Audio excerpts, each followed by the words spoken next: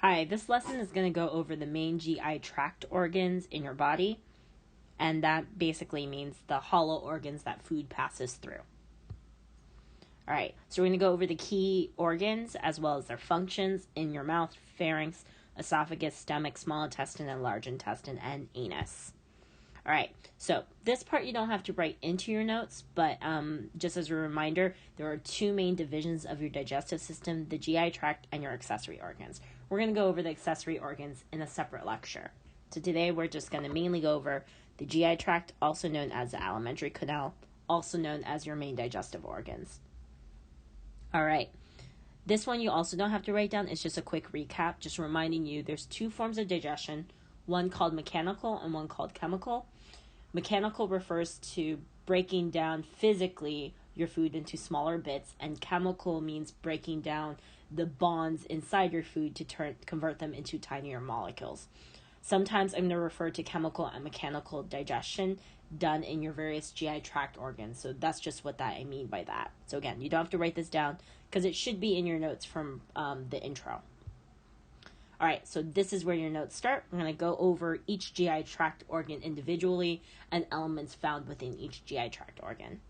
All right, so your mouth is used to take in food. So it's the initial area where food is ingested and taken into the GI tract. Includes your teeth and tongue, which are both considered accessory organs. So again, a GI tract organ is a hollow tube organ, a pocket that food is going to pass through. Teeth and tongue don't count because they don't have holes inside of them that food travels through. All right, so what's going to happen in your mouth is what we call mastication, which is just a fancy schmancy term for chewing. But another side effect of that chewing is it's going to introduce saliva and enzymes from that saliva called amylase that are made by the accessory organ salivary glands. That's going to effectively help soften the food and turn it into what we call a bolus. And your bolus is your food mixed in with your saliva into kind of a softer ball shape. It's still solid food, but it's kind of a softer ball that is going to be able to be swallowed in your throat and your esophagus, your throat also known as your pharynx, and not produce a lot of sharp edges that can damage the tissue in those areas of your body. All right, so your throat is also known as your pharynx. So when you take your food and you swallow it down your throat, this region in the back is the pharynx. Okay? So, and all it is the back of your throat that's going to lead into your esophagus. So, when food passes through the back of your throat, it's going to pass over a flap. Okay? So there is a flap in the back of your throat, at the bottom of your pharynx, of your throat, called the epiglottis. It stays open when you're breathing, but when you eat food and swallow, and you can try it, just put your hand over your throat and make it a swallowing motion. And you're going to feel a little bit of flutter at the bottom of your throat.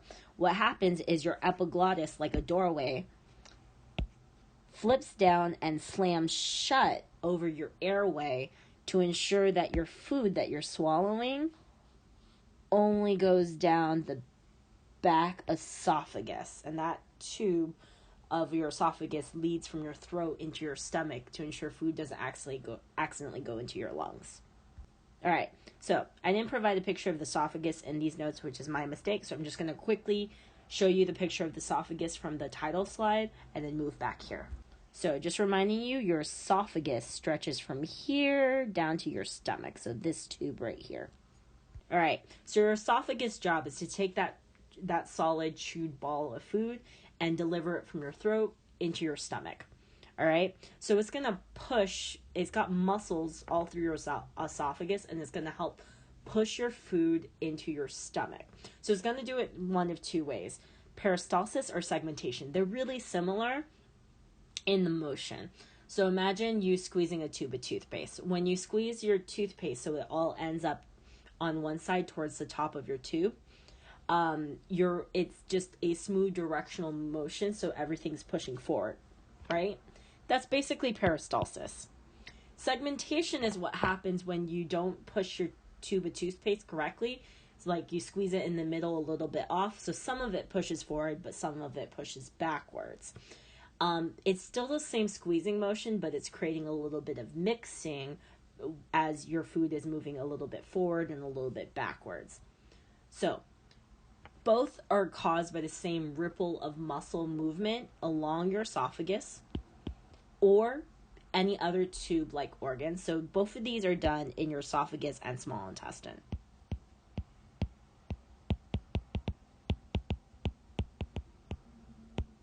So just a heads up. But either way, this is just helping to produce that forward push of digested food material into the next section of your GI tract, which is your stomach in this case. So after you go through your your esophagus, you're going to land in your stomach. So your stomach is right over here. All right. So your stomach is a big pocket that allows chemical and mechanical digestion, so breakdown of food, thanks to the gastric juices that are there and the churning motion of your stomach. Another thing your stomach does is because it has lots of folds in it, it's able to expand and shrink really easily. So it actually provides the main pocket that you can store large meals inside of. So when you eat a huge meal, you can store that food for a few hours in your stomach, and then it'll slowly slide into your small intestine and as it moves through your body.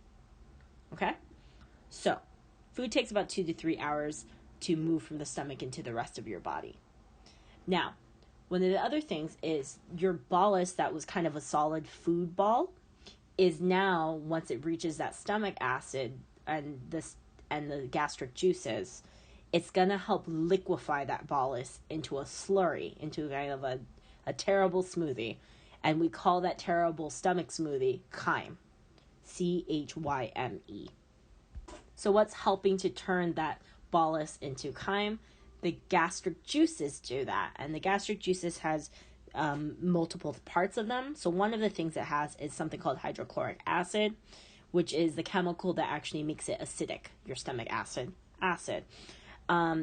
So some people think stomach acid does digestion. Not really. What it does do is it's an antibacterial. It helps kill bacteria, and it reduces the pH in your stomach anywhere between pH 2 and pH 4. You usually make more stomach acid or make it more pH 2 when you have food in your stomach, and when you don't have food in your stomach, you'll have a pH of 4. Okay? But the thing it does do is when your pH is low, it activates something called pepsin. And pepsin is an enzyme in your stomach that's capable of digesting protein. So that's not all your food molecules, but it's one of the major food molecules. So you had some carbohydrates being digested in your mouth by amylase, and now you have protein being digested in your stomach by something called pepsin. In addition to that, your stomach also produces a hormone called gastrin that's going to help provide signals to help your stomach continue digesting if there's food in there, as well as, because there's food in your stomach, it's going to send a signal to your organs that help assist your smallest intestine to digest the food that's coming out of your stomach. So it's basically sending signals, if there's food in your stomach, to produce more digestive stuff in your stomach and organs where food from your stomach is going to go to. All right, so some other things you should be aware of. Churning is just the word for the mechanical mushing and mixing in your stomach that's powered by the muscles in your stomach. So it's different than peristalsis because it's not a forward motion. It's just sloshing stuff back and forth in the pocket of your stomach. Finally, there is a special structure in your stomach called rugae. So remember I said your stomach can store food in it, and that's thanks to the rugae, which are folds in your stomach, which is going to allow that stomach to expand and then collapse when you don't have a large meal and shrink up. The next GI tract organ is the small intestine. So the small intestine is called small because it is a smaller diameter, but it's actually the longest organ in your GI tract. It's actually about 6 meters long, so around 18 to 20 feet long. All right, and it actually extends all the way from your stomach down into the initial large intestine. So I will just kind of sketch it out. So your so there's three parts. Your duodenum, which is this section here. Then your jejunum, which extends that yellowish section. And then that leads into what's called the ileum. And your ileum's that like darker orange section here. So that's actually quite long. The reason why it's called small intestine isn't from its length, it's from its diameter, because its diameter is a lot thinner compared to the large intestine, which is the braided looking thing all around the edge. Okay? Now the biggest player here in the GI tract though or in the small intestine is this section that I highlighted right up here, the initial part of the small intestine called the duodenum. And the reason why it's a big player is it receives all the initial stuff entering your small intestine. It's receiving the chyme from your stomach, and it's receiving tons of chemicals and enzymes from accessory organs to mix into that chyme to allow digestion and eventually absorption to be done effectively in the small intestine. Food is going to take hours and hours and hours, 5 to 10 or even longer hours to pass through the small intestine, which is going to basically mean that anything added to the duodenum is gonna still be there. Chemicals are gonna still be able to assist with digestion in later parts of the small intestine as it moves through. So the duodenum is this section of the stomach, or after the stomach. Now, the accessory organs I mentioned, though, are the gallbladder and pancreas, but we'll go over those in another lecture. Okay, so the three main functions of the small intestine is digestion, just overall. It actually does mechanical digestion, not as good as your mouth or your stomach, but it does a little bit through that soft, squishy motion I mentioned earlier of peristalsis and segmentation. But the biggest way it does digestion is through chemical digestion, through the access and use of bile and a lot of enzymes. It makes pretty much every type of enzyme you need to break every major type of macromolecule, of nutritional molecule. And the big thing it does more than any other organ is absorbs. It absorbs the majority of your nutrients and water back into your bloodstream. And that's done through the small intestine because it has that 6 meters of length to provide lots and lots of blood vessel and access for absorbing food that's passing through that tube into your blood. All right, so one of the structures found in small intestine that gives it lots of access is villi. So villi are finger-like projections lining intestines, both your small and large intestines, and that's going to increase lots of area and space for blood vessels. So each of those fingers have lots of little blood vessels inside of them to help allow diffusion of materials from the inside of your small intestines into the blood vessels.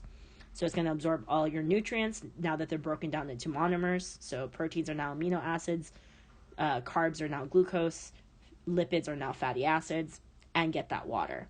So again, you have your tube of your small intestine, but in fact, each of those tubes have lots and lots of surface areas thanks to the villi lining its surface. So as food passes through, it's got lots of fingers to get with lots of blood vessels to provide lots of opportunity for absorption. Okay, then we have our large intestines. So once we go through our small intestines over here, then this outer braid on the edge, that's the large intestine, okay? So your large intestine's other name is called colon, and its job is to just take and absorb all the final water and any other like nutrients and minerals and other stuff still hidden and mixed in the water that you haven't got to yet. But mainly it's just absorbing water. And it's going to eventually, once all the water you can absorb has been absorbed, it's going to basically end up at the end of the large intestine producing feces, which is solid poop. So It's kind of like a liquid at the beginning of your large intestine. By the time it reaches the end of the large intestine, it's solid poop. If it's not, then you get diarrhea. Okay? Now, one of the other things about the large intestine that's in it is it has lots of bacteria living inside of it. That bacteria is called a microbiome or a flora. And what it is it's beneficial bacteria that live inside your body that usually don't produce any harm. And they actually feast on the feces, the food that you haven't or you didn't finish digesting. And one of the side effects it has is some of these bacteria can actually produce vitamins we need, like vitamin K and vitamin B, that can then be absorbed by the large intestine. Another thing that is part of the large intestine is your appendix. So your appendix is found at the edge, at the beginning section of your large intestine, as you're entering from the small intestine. And it's a little pocket that plays a bigger role in digestion in other animals, but not in humans.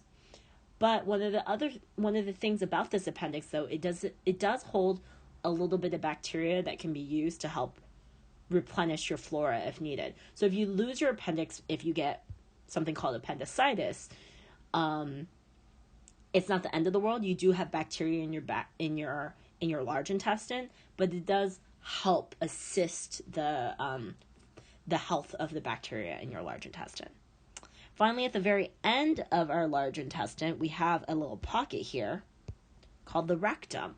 So the feces, as it's collecting, as it moves through your large intestine, eventually it kind of stores at the bottom pocket, and when it gets full, that's when you get the desire, and that stretch in your rectum makes you want to use a restroom, okay? And that's thanks to the rectum that's storing the feces. When you're ready to release it, then it's going to pass through what's called your anus, and your anus is the very end opening of your GI tract, which is going to allow the elimination of feces. The muscles of the anus are going to help push the poop through. So you have two types of muscles in your anus, and we call these sphincters. So sphincters are tight muscular rings that help close and open doorways in your GI tract. So there's many sphincters pretty much between almost every major organ in your GI tract. But when it comes to your anus, one of the unique things about this is it has two layers. One of them, the innermost one, is involuntary, and the outermost one is voluntary. So when you sleep and you don't really think of things, you don't poop yourself because the innermost layer prevents you from pooping unless you have to. But the outermost layer, if you need a poop but you're not near a convenient area, the outermost layer, which is voluntary, that you can consciously control, can allow you to have some control of your back end to prevent the release of feces as you find an appropriate bathroom.